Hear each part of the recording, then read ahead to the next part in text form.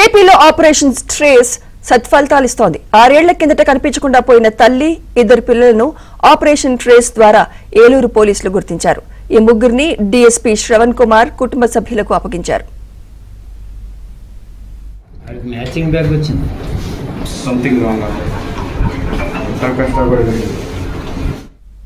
2019లో ఒక మహిళ తన 2 పిల్లలతో ఇంటి నుంచి బయటకు వెళ్లిపోయిందన్నారు. దీనిపై ఏలూరు గ్రామీణ పోలీస్ స్టేషన్లో మిస్సింగ్ కేసు నమోదైంది.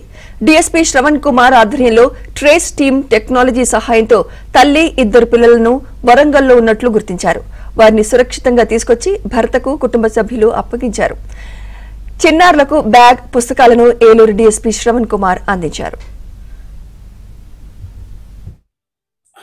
ఆపరేషన్ ట్రేస్ లో భాగంగా గౌరవ డీజీ గారు మరియు ఎస్పీ గారు ఈ ప్రత్యేకంగా ఏదైతే ఈ మిస్సింగ్ గర్ల్స్, మిస్సింగ్ ఉమెన్, అలానే ఈ మిస్సింగ్ బాయ్స్ విషయంలో ప్రత్యేకమైన శ్రద్ధ తీసుకోవడంతో పాటు అందరినీ కూడా సమాయత్తం పరచడంతో పాటు ఎవరైతే ఈ తప్పిపోయిన పిల్లల్ని ట్రేస్ చేసే విషయంలో, అలానే ట్రేస్ చేసిన వాళ్ళ తల్లిదండ్రులు తీర్చే విషయంలో కూడా ఇది జరిగింది.